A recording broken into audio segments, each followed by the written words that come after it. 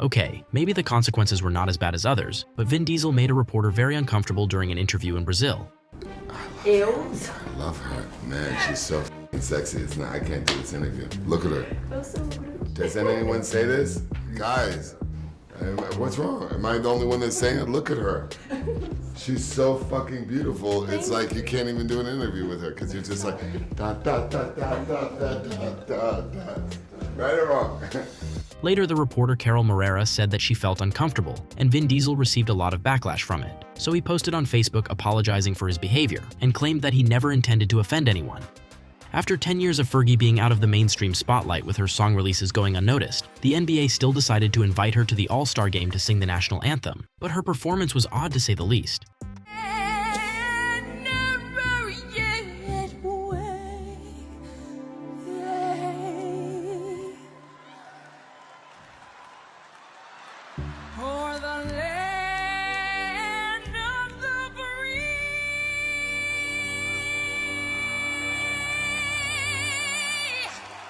Will Smith has carefully crafted an image of being approachable, harmless, and a great movie star over his 30-plus-year career. But at the 2022 Oscars, all of that changed, when he got up and slapped Chris Rock for making a joke about his wife on live television. Keep my wife's name out your fucking mouth! I'm going to, okay? But a little known fact about this incident is that the LAPD was standing outside ready to arrest Will Smith. But they didn't because Chris Rock said he didn't want to press charges.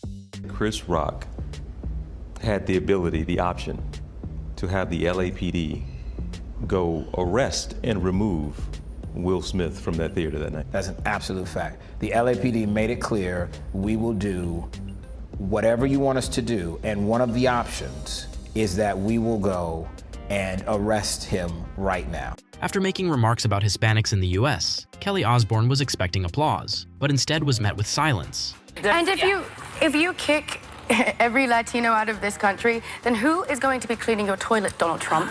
Oh, that's no. In the sense that, no. You know what I mean? Like, but I'm saying there's more jobs to be in LA, they always but they Latinos are not only the only people. I didn't mean it like that. Come on. Joe Irvine put on an incredible performance at X Factor New Zealand, but Natalie Kills and her husband Willie Moon were clearly not happy about the performance. Apparently, they thought that Joe was trying to copy Willie Moon, and so she made some comments that were completely over the line, which resulted in both of them being fired shortly after the show. Disgusted at how much you have copied my husband. From the hair to the suit, do you not have any value or respect for originality? I'm embarrassed to be sitting here in your presence. Okay, this one is pretty funny, but it ended up with Steven Seagal being blacklisted by many networks. It's well known that Steven Seagal made one of the worst SNL appearances of all time. But what most people don't know is that he wasn't being cooperative in a lot of the skits and was trying to actually enact the fight scenes, according to fellow actor Bob Odenkirk. He goes, if I do it, I have to beat them up. Beating? It's live! And he's beating them up and throwing them around the room, and it goes on for like 8 minutes. It's the longest scene you've ever seen.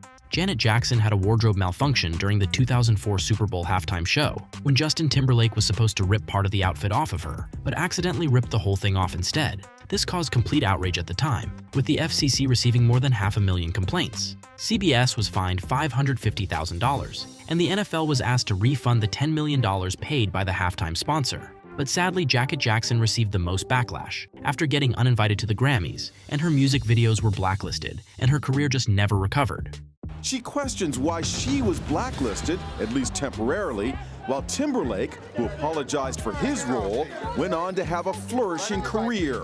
Not exactly career-ending, but it did affect viewership of the popular show Carpool Karaoke with James Corden, when a video that went viral revealed that James Corden wasn't actually driving the car, and it kind of ruined the spark for a lot of viewers. Karaoke. That is so funny. Hey, baby.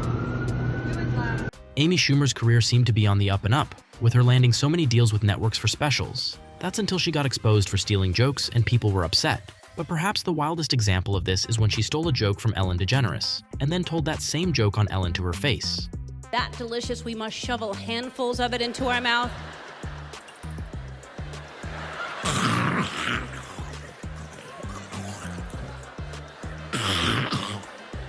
You just you get real, and it's just like I've split my lip trying to get one more kernel. It's true.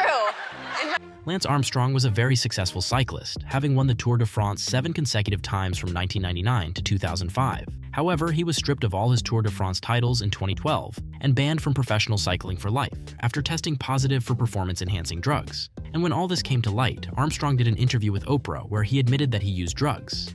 Did you ever take banned substances to enhance your cycling performance? Yes.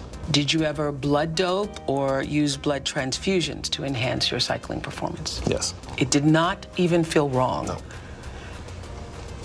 It's scary.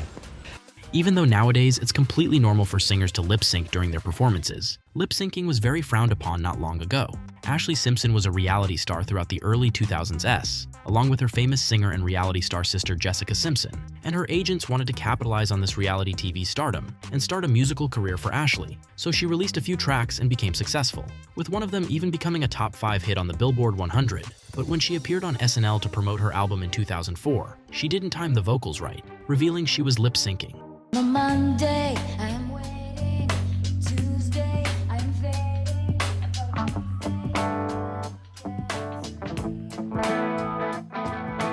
Later, she added fuel to the fire by blaming her band for accidentally playing the wrong song. I feel so bad my band started playing the wrong song, and I didn't know what to do, so I thought I'd do a hoedown. And people didn't like the fact that she was lip syncing, which caused her music to not be taken seriously, since just a few weeks prior, she claimed to be totally against lip syncing and offended by it.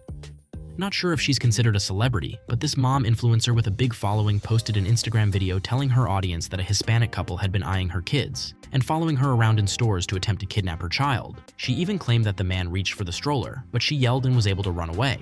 And even though she did file a report with the police that day, when the police watched her Instagram video, they realized she left out some important details from the police report. The main detail being that he reached for the stroller, which would make it an attempted kidnapping in the eyes of the law, instead of just a weirdo following them around the store. With this new information, they used their resources and were able to locate the Latino couple and publicly accuse them. Then when the police finally got a hold of the security footage, they realized the mom had lied. No one followed her around the store nor grabbed the stroller, and she was sentenced to 90 days in jail for lying. Megan Fox played Michaela Baines in Transformers, which shot her to fame. But despite the movie making $700 million, she only made $100,000 for the first movie and $800,000 for the sequel. But just when she was expected to make $2.2 million to star in the third Transformers movie, she badmouthed director Michael Bay by comparing him to the German leader during World War II. This caused Michael Bay to kick her out of the movie and tell Hollywood she was difficult to work with. He also released a weird interview explaining what happened.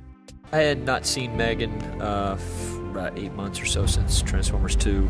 And when I saw her, she just didn't look like Michaela. With social media not being what it is today, Megan Fox didn't have any way to defend herself against these allegations, and ended up doing so in an interview with ABC years later.